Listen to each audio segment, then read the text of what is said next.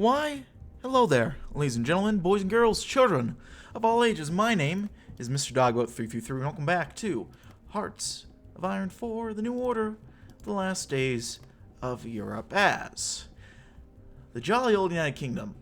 Now, last video, we started talking to some old figures and building up a bit of a power base.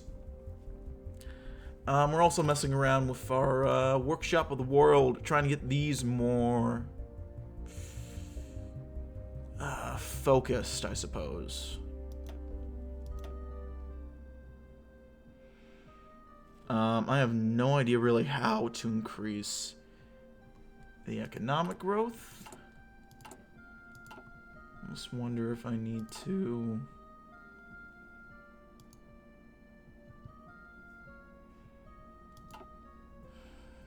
Yeah, I don't know how to do this.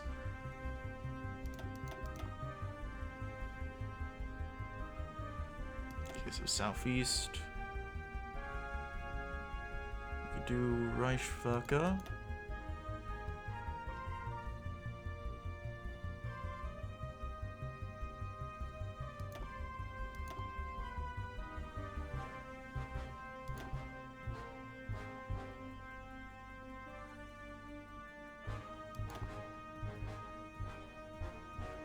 There we go, that'll do for that. And that's gonna help quite a fair bit. And corporate influence in London.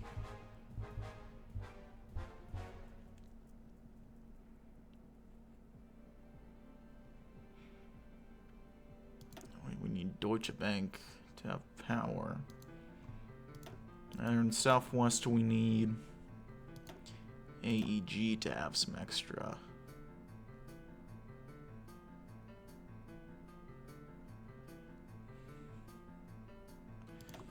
I'll try that.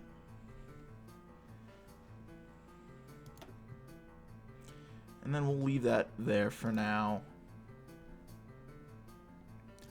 But so far we got a good amount of state control over here.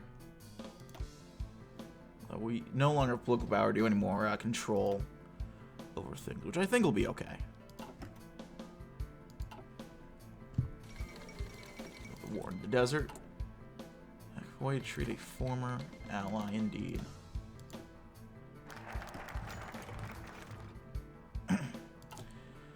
Jude Shaw placed the walkways of the industrial tannery with its owner Stefan Brunke trailing behind him. The workplace inspector arrived without notice, emerging on this Friday morning with no notice whatsoever. A snap inspection, and one that arrived much sooner than expected. Yet Brunke found the inspector's attitude to be perplexing. He walked around with a clipboard in hand, but he wrote nothing down. They walked along a catwalk with wobbling railings. Workers attended their stations with missing fingers. Only half the employees here had the proper protective equipment. Even as if he had been confronted by numerous workplace safety violations that would make a foreman in Guangdong blush, Shaw did not mark his form.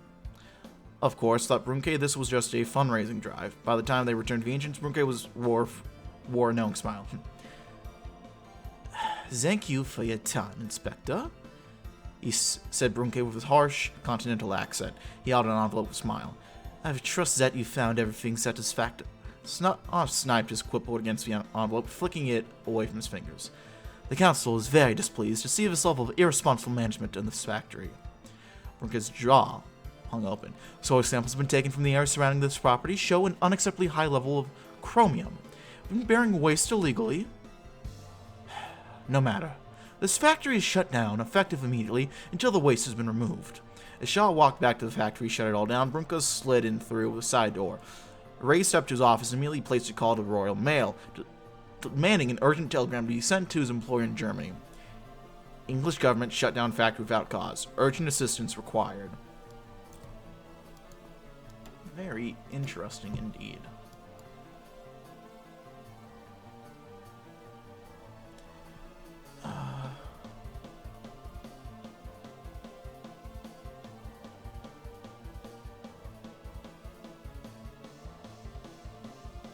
I don't want to decrease our GDP, so I think this might be better. Let's go ahead and do Name Shall My Sword Sleep in My Hand. The House of Lords is an ancient and venerable institution, one whose approval is vital for any government to gain gained due to their restored legislative powers. Unfortunately, the lords seem to be slipping further and further away from us. A real danger emerging that they may actually reject some of our bills or even wave through those we wish to see defeated. This is utterly unacceptable. The solution of this problem is clear. We need more peers than the BPP. Our old guard corps remains the dominant bloc, but secure that position must court susceptible crossbenchers and continue to spread the wisdom of British fascism within the peerage. After all, the upper house's sword be wielded by we righteous men against the nefarious agenda of dissenters within our ranks, and the open opposition alike. And in times like these, the blade of the old guard must be kept sharp, indeed. Well, there we go. Meanwhile, we got our poverty rate's going down ever so slightly. It's not huge or anything, but it's...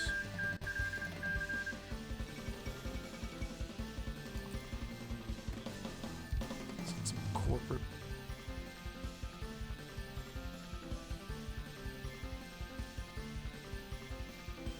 And we can do some sell-offs to get us...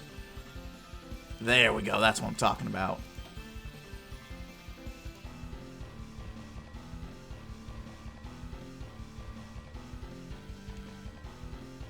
I'll get the airport nice and finished.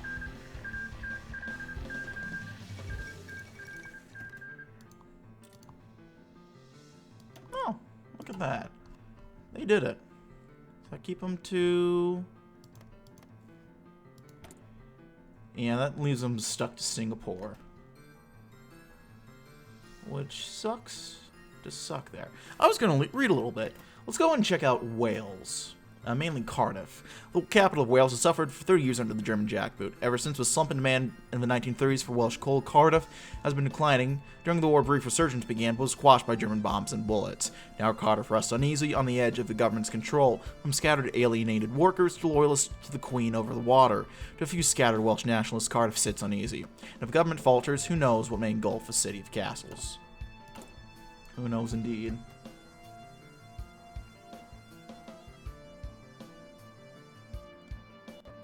Could urge a...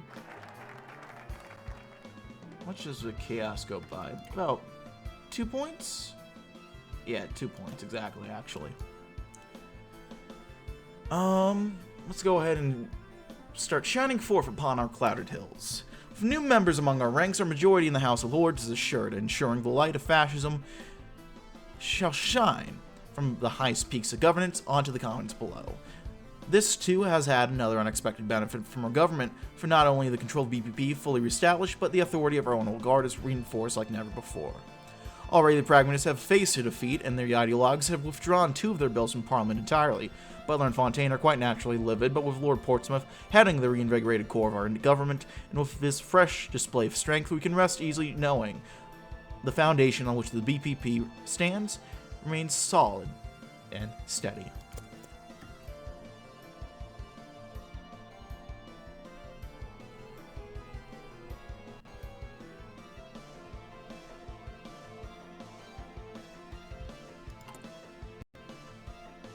This will be quite good for us. And the poverty rate's going down a little bit, slowly but surely. Nothing crazy. Not by any means, but it's coming along. I think it'll be good for us. Let's get the improved rifles going.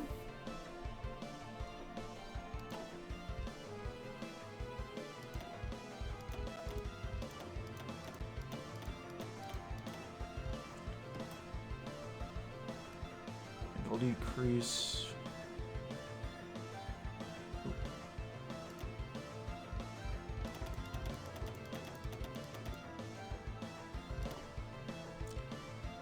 We'll go ahead.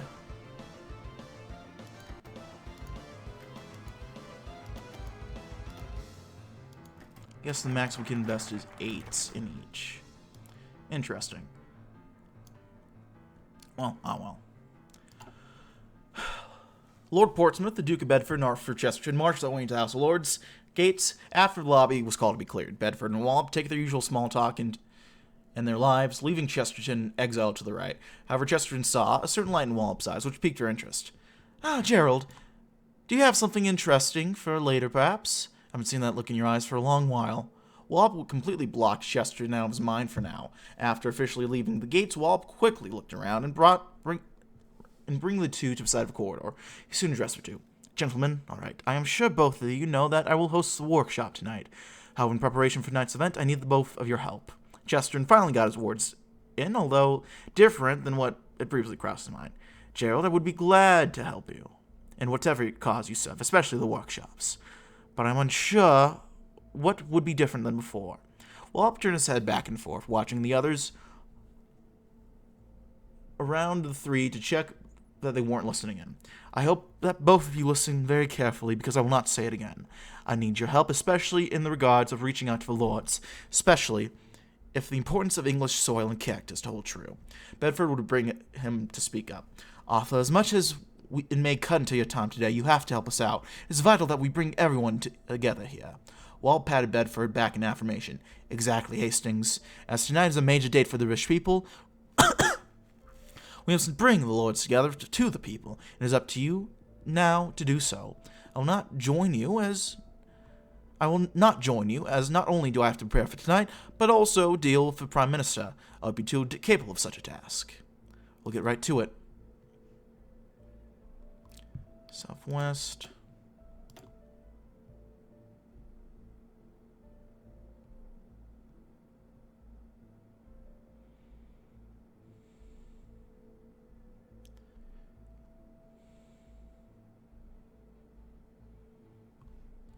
So we don't have command power for it.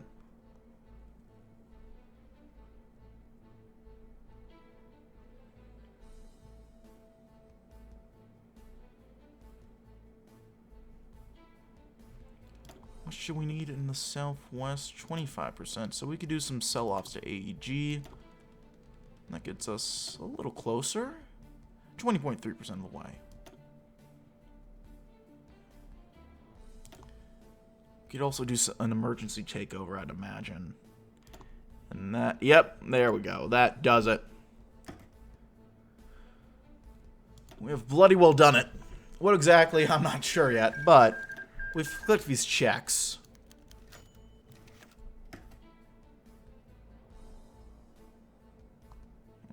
He's late, said Lord Anderson, glancing at his watch absent-mindedly. Burnham nodded and leaned back into the cushioned bench to lazily sprawl. Wallop really was taking his time in arriving today, and it showed in the bored attitude of Lord's waiting. He leaned back to whisper to Anderson. Perhaps he's here, interrupted a voice sitting behind him. Burnham quickly pushed himself off the cushions to look at the floor where Wallop was now making his way to the speaker's podium. He paused once he reached it, contemplating the room with an unreadable expression. Then he spoke. My lords, this venerable and ancient institution has stood up as a beacon of guidance for all Britain since its foundation. As the upper house, it falls to us to distinguish laws of good character from bad. He said, a number of claps following.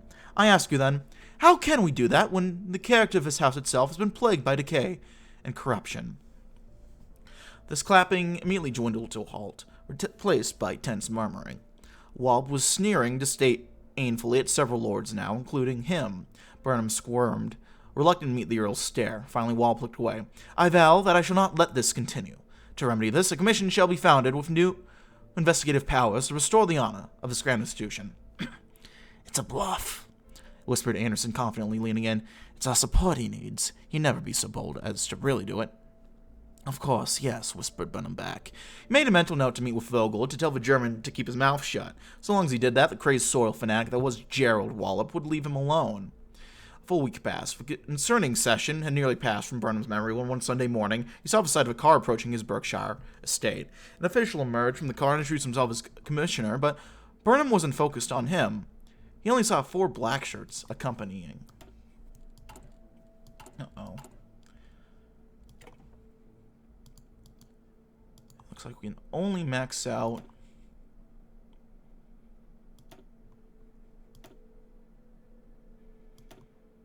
on a couple of these.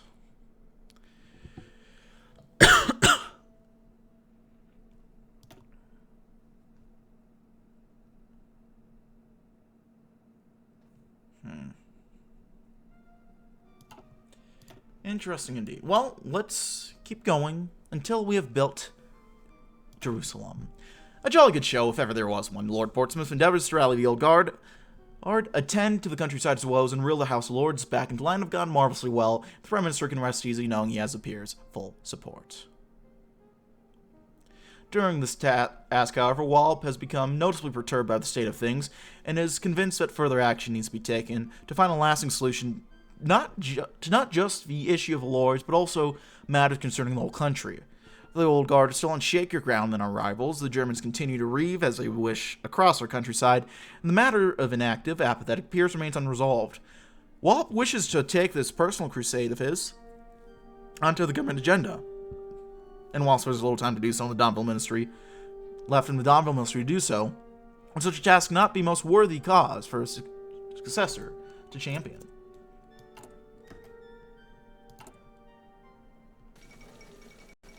Speaking of Jerusalem, there's a conference going on there right now.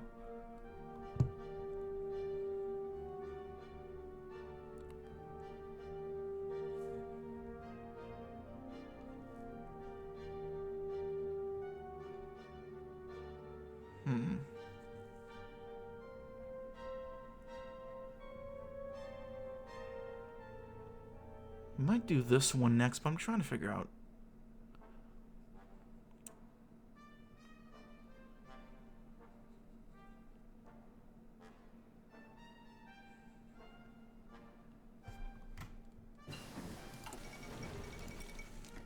Tremors ejected on Burgundian soil.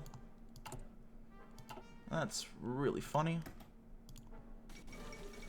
The lobster wars have ended. Also very funny.